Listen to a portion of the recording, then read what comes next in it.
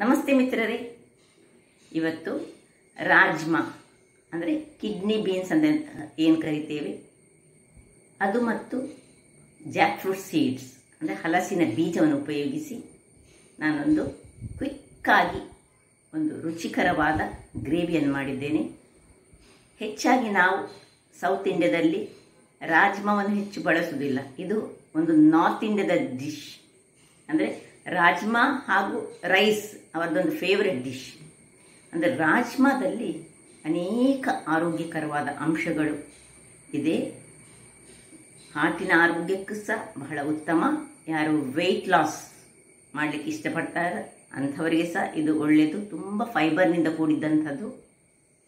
ಹಾಗಾದರೆ ಈ ಒಂದು ರುಚಿಕರವಾದ ಕ್ವಿಕ್ಕಾಗಿ ಮಾಡುವಂತಹ ಒಂದು ಗ್ರೇವಿ ಹೇಗೆ ಮಾಡುವುದು ಎಂದು ನೋಡೋ ಮೊದಲು ಯಾರೆಲ್ಲ ನನ್ನ ಚಾನಲನ್ನು ನೋಡ್ತಿದ್ದೀರಿ, ಯಾರೆಲ್ಲ ಇನ್ನೂ ಸಬ್ಸ್ಕ್ರೈಬ್ ಮಾಡಿಲ್ಲ, ದಯವಿಟ್ಟು ಸಬ್ಸ್ಕ್ರೈಬ್ ಮಾಡಿ ಸಪೋರ್ಟ್ ಮಾಡಿ ಅಂತ ಹೇಳುತ್ತಾ ಬನ್ನಿ ಈ ರುಚಿಕರವಾದ ಒಂದು ರೆಸಿಪಿ ಹೇಗೆ ಮಾಡುವುದು ಎಂದು ನೋಡೋಣ.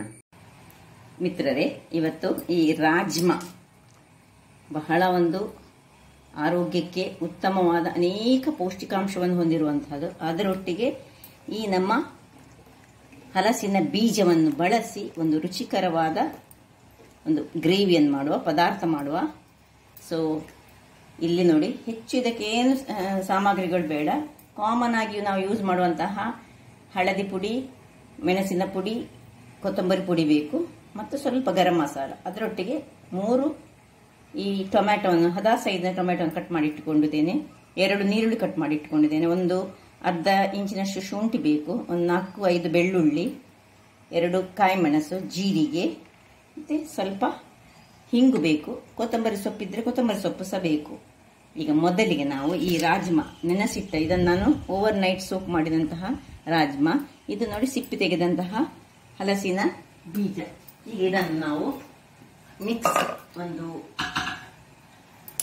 ಕುಕ್ಕರ್ನಲ್ಲಿ ಹಾಕೊಂಡು ಎರಡನ್ನು ಸಹ ಒಟ್ಟಿಗೆ ನೋಡಿ, ಇದು ಹಾಗೂ ಇದು ಎರಡು ಸಹ ಒಂದೇ ಕಲರ್, ಎರಡನ್ನು ಸಹ ಹಾಕಿ ಇದಕ್ಕೆ ಸ್ವಲ್ಪ ಹಿಂಗು,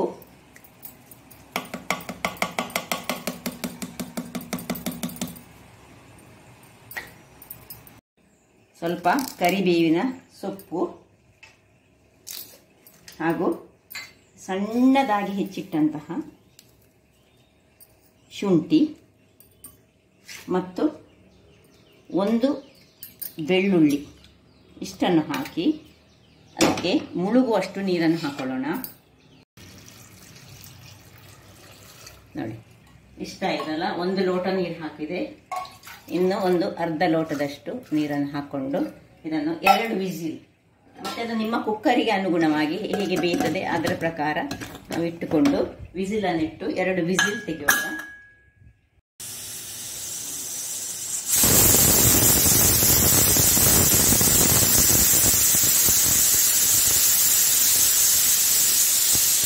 ವೀಕ್ಷಕರೇ, 2 ವಿಸಿಲ್ ಆಯಿತು. ಈಗ ಆಫ್ ಮಾಡ್ಕೊಳ್ತಿದ್ದೇನೆ. ವೀಕ್ಷಕರೇ, ಇದೆ ನೋಡಿ, ಒಳ್ಳೆ ಬೆಂದಿದೆ ನೋಡಿ, ಒಳ್ಳೆ ತಣ್ಣಗಾಗಿದೆ. ಹೀಗೆ ಒಳ್ಳೆ ನೋಡಿ ತಣ್ಣಗಾಗಿದೆ, ಬೆಂದಿರಬೇಕು ಇದು. ಈಗ ಬಿಸಿ ಉಂಟು. ಇಲ್ಲಿ ಒಂದು ಬಾಣಲೆಯನ್ನು ಇಟ್ಕೊಂಡಿದ್ದೇನೆ ನಾನು. ಬಾಣಲೆಯಲ್ಲಿ ಒಂದು 3-4 ಚಮಚದಷ್ಟು ಎಣ್ಣೆಯನ್ನು ಹಾಕೊಳ್ಳೋಣ. ಎಣ್ಣೆ ಬಿಸಿ ಆಗಲಿ. ನೋಡಿ ವೀಕ್ಷಕರೇ, ಒಳ್ಳೆ ಬೆಂದಿದೆ. ಹೇಗೆ ಬೆಂದಿದೆ ನೋಡಿ. ಮುಟ್ಟುವಾಗ ಹೀಗೆ ಆಗಬೇಕು, ಅಷ್ಟು ಬೆಂದಬೇಕು. ಈಗ ಇದಕ್ಕೆ ಸ್ವಲ್ಪ ಉಪ್ಪನ್ನು ಹಾಕೊಳ್ಳೋಣ. ಉಪ್ಪನ್ನು ಹಾಕ್ಕೊಂಡು ಸ್ವಲ್ಪ ತಿರುಗಿಸ್ಕೊಳ್ಳೋಣ. ರುಚಿಗೆ ತಕ್ಕಷ್ಟು ಉಪ್ಪು ಹಾಕಿ ಇದು ಅಲ್ಲೇ ಇರಲಿ. ಇಲ್ಲಿ ಎಣ್ಣೆ ಬಿಸಿ ಆಗ್ತಾ ಉಂಟು.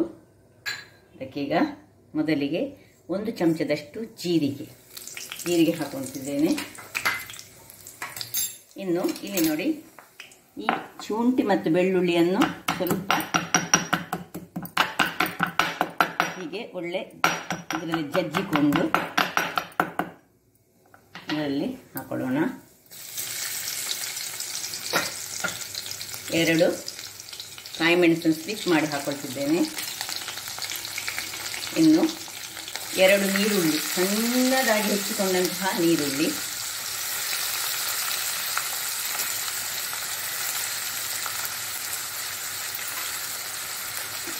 ಕರಿಬೇವಿನ ಸೊಪ್ಪನ್ನು ಸ್ವಲ್ಪ ಹೀಗೆ ಕೈಯಲ್ಲಿ ಕ್ರಷ್ ಮಾಡ್ಕೊಂಡು ಹಾಕೊಳ್ಳೋಣ.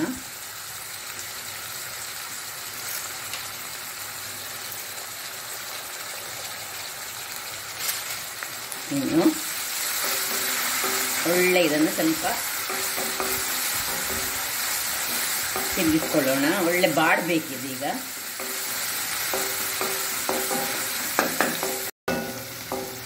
ಒಳ್ಳೆ ಬಾಡುವಾಗ ಇಲ್ಲಿ 3 ಕತ್ತರಿಸಿದ ಟೊಮ್ಯಾಟೊ ಸಣ್ಣದಾಗಿ ಕತ್ತರಿಸಿದ್ದು, ಅಥವಾ ನೀವು ಇದನ್ನು ಗ್ರೈಂಡ್ ಮಾಡಿಕೊಂಡು ಹಾಕಿದರೆ ಸಾಕ್ತದೆ. ಆದರೆ ಇದು ಸುಲಭ, ಏನು ಇದರಲ್ಲಿ ಗ್ರೈಂಡ್ ಮಾಡಲಿಕ್ಕೆ ಇಲ್ಲದಂತಹ ಒಂದು ಪದಾರ್ಥ. ಇದು ಬಹಳ ರುಚಿಕರವಾಗಿ ಬರ್ತದೆ. ಈಗ ಇದಕ್ಕೆ ಸ್ವಲ್ಪ ಉಪ್ಪನ್ನು ಹಾಕ್ಕೊಂಡು ಇದನ್ನು ಚೆನ್ನಾಗಿ ಬಾಡಿಸ್ಕೊಳ್ತೇನೆ. ನೋಡಿ, ಒಳ್ಳೆ ಬಾಡಿಕೊಂಡು ಬಂತು. ಈಗ 2-3 ಚಮಚಗಳಷ್ಟು ಮೆಣಸಿನ ಪುಡಿ, 2 ಚಮಚದಷ್ಟು ಕೊತ್ತಂಬರಿ ಪುಡಿ, 1 ಚಮಚದಷ್ಟು ಜೀರ ಪುಡಿ, ಇಷ್ಟನ್ನು ಹಾಕ್ಕೊಳ್ತಿದ್ದೇನೆ. ಒಳ್ಳೆ ಬಾಡಿಸ್ಕೊಳ್ಳೋಣ. ಇದರಲ್ಲಿ ಹಾಕ್ಕೊಂಡು 1 ನಿಮಿಷ ಇದನ್ನು ಮುಚ್ಚಿಟ್ಟುಕೊಳ್ಳೋಣ. ಕೇವಲ 1 ನಿಮಿಷ ಒಳ್ಳೆ ಎಣ್ಣೆ ಬಿಡಲಿ ಅದು.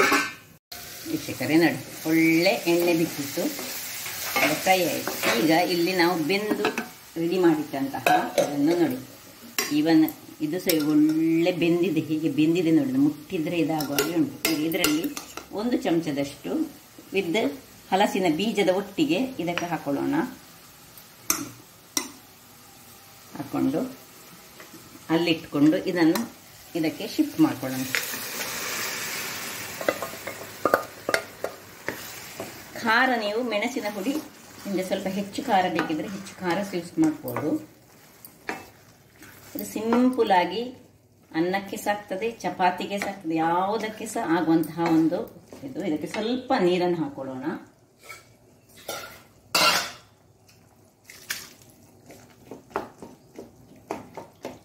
ಹಾಕೊಂಡು ಮುಚ್ಚಳ ಮುಚ್ಚಿ ಒಂದು 5 ನಿಮಿಷ ಬೇಯಿಸ್ಕೊಳ್ಳೋಣ. ಇದಿಲ್ಲೀಗ ನೋಡಿ ಕುದೀತಾ ಉಂಟು. ಕುದಿಯುವಾಗ ಇಲ್ಲಿ ಏನು ಮಾಡ್ಬೇಕು ಹೇಳಿದರೆ, ಇಲ್ಲಿ ನಾನು ತೆಗೆದಿಟ್ಟಂತಹ ಈ ಹಲಸಿನ ಬೀಜ ಮತ್ತು ರಾಜ್ಮಾ ಇದನ್ನು ಸ್ವಲ್ಪ ಹೀಗೆ ಒಳ್ಳೆ ಗುದ್ದಿಕೊಳ್ಳು. ಚೆನ್ನಾಗಿ ಒಳ್ಳೆ ಬೆಂದಿದೆ ಸಹ ಇದು ಗ್ರೇವಿಗೆ ಥಿಕ್ನೆಸ್ ಅನ್ನು ಕೊಡ್ತದೆ. 2 ಸಹ ಹಲಸಿನ ಬೀಜ ಸಹ ಹಾಗೆ ಒಳ್ಳೆ ಗುದ್ದಿ ಈಗ ಇದನ್ನು, ಅಥವಾ ನಿಮಗೆ ಗುದ್ಲಿಕ್ಕೆ ಆಗದಿದ್ದರೆ ಮಿಕ್ಸಿಯಲ್ಲಿ ಸಹ ನೀವು ಮಾಡ್ಕೊಳ್ಬೋದು. ಇದನ್ನೀಗ ಇದಕ್ಕೆ ಹಾಕೊಳ್ಳೋಣ.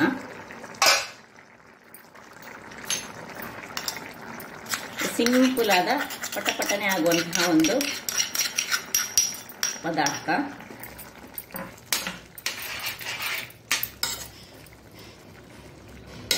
ಇನ್ನೊಂದು 2 ನಿಮಿಷ ಹಾಗೆ ಬೇಯಲಿ.